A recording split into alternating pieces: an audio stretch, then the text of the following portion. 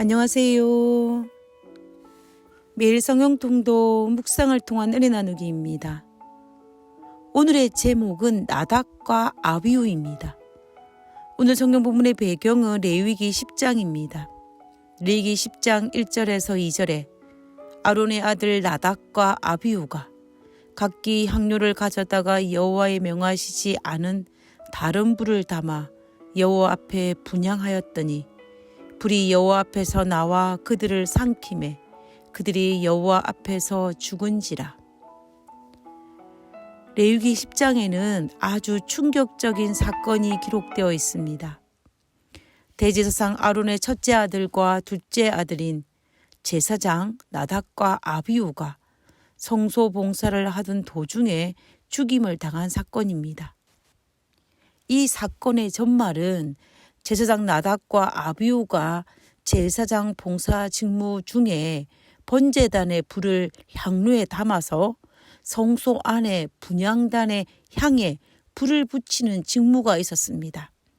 그런데 나답과 아비후가 번제단의 불을 가지고 온 것이 아니라 다른 불을 가지고 와서 성소 안에 분향단에 불을 붙였습니다. 이 일로 말미암아 나답과 아비후는 죽임을 당한 것이었습니다. 그러면 이 번제단의 불은 어떤 불이었을까요? 번제단의 이 불은 레위기 8장에서 7일 동안 대제사장 위임식이 끝나고 8일째 되는 날에 아론과 그의 아들들, 즉 나답과 아비후가 백성들을 위해 첫 번째 제사를 드렸을 때에 나타났던 불이었습니다. 레위기 9장 24절에서는 이 불이 여호와 앞에서 나와 단위의 번제물과 기름을 태웠다라고 하였습니다. 그러므로 번제단에 붙은 이 불은 사람이 붙인 불이 아니고 하나님께서 붙인 불이었습니다. 다시 말하면 하나님께서 친히 주신 불이었다라는 것입니다. 그 당시 제사장이었던 나답과 아비후는 하나님께서 친히 붙여주신 이 번제단의 이 불을 향로에 담아서 성소 안에 분향단에 향을 피우는 봉사를 해야만 했습니다. 그런데 나답과 아비후가 이런 분명한 지시를 받았음에도 불구하고 번제단의 불이 아닌 회막들에 있는 제사장들이 음식을 마련하기 위해서 하루에 사람이 붙인 불이 있었는데 그 불을 담아서 나답과 아비후가 성소에 들어갔던 것이었습니다. 왜 그랬을까요? 레위기 8장의 제사장의 위임식과 레위기 10장의 나답과 아비후의 죽음 사건에는 얼마나 시간의 공백이 있었을까요? 우리는 정확하게 알 수는 없습니다. 그러나 레위기서에서 해당하는 시간은 출애굽기에서 성막이 완성된 시기와 민수기 시작을 고려해 볼 때 출애굽한 지 둘째 해 1월 1일부터 시작하여서 2월 1일에 해당하는 것을 알 수가 있습니다. 다시 말하면 레위기서는 한 달 동안 있었던 사건을 기록한 것입니다. 그렇다면 나답과 아비후가 제사장 위임식을 받은 시기와 죽음을 당한 그 시기는 공백이 그리 길지 않았음을 우리는 분명히 알 수가 있습니다. 나답과 아비후는 모세와 아론 다음으로 이스라엘의 높은 위치에 있었습니다. 나답과 아비후는 모세와 아론과 함께 시내산 언약을 맺은 이후에 하나님을 보고 먹고 마셨던 인물이었습니다. 아니 불과 며칠 전에 7일 동안 엄숙한 제사장 위임식의 주인공이었습니다. 저는 개인적으로 잊지 못하는 두 개의 안수식이 있습니다. 첫 번째는 대학생 선교회 액트 간사로서 안수를 받을 때, 그리고 남편이 목사 안수를 받을 때입니다.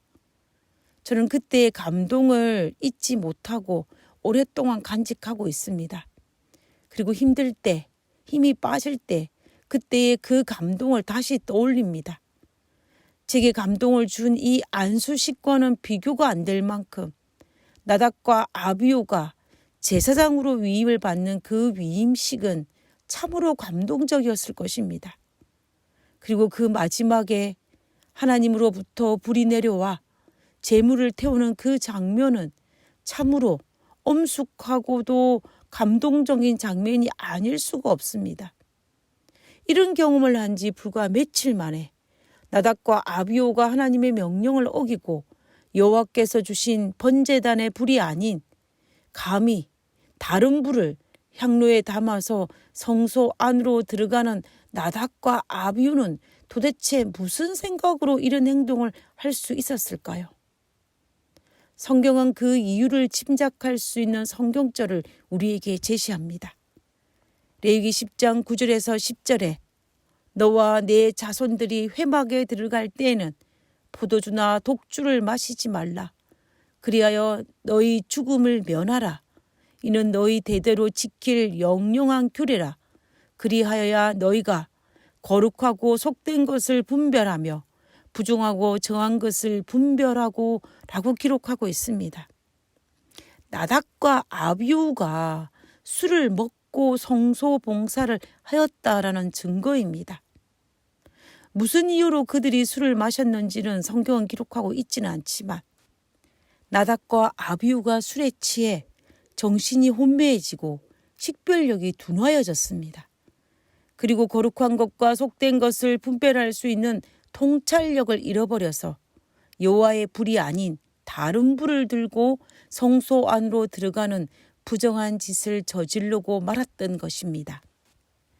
그래서 여호와께서 제사장 직분을 감당해야 할 아론과 그의 후손들에게 회막봉사, 성막봉사를 할 때에는 술을 먹지 말라고 경고하셨습니다.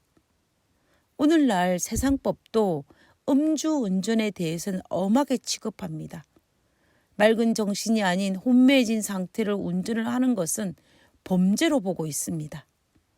나답과 아비후처럼 불과 며칠 전에 제사장 위임식과 같은 감동의 순간을 경험했다 할지라도 부절제하여 술에 취해 정신이 혼미해지면 올바른 판단을 할 수가 없는 것입니다.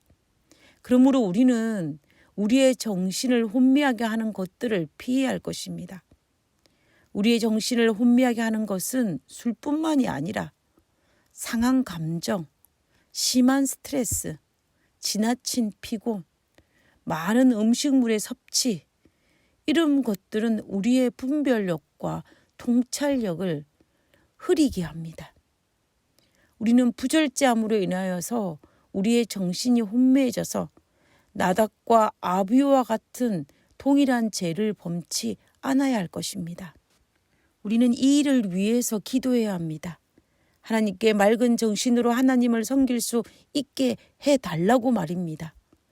왜냐하면 사탄은 여러 모양으로 우리의 정신을 혼미하게 만들기 때문입니다.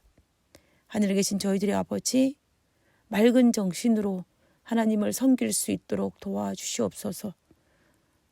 우리의 정신을 혼미하게 하는 여러 가지 것들에서 나 자신을 지키며 하나님을 맑은 정신으로 섬길 수 있도록 아버지여 도와주시옵소서.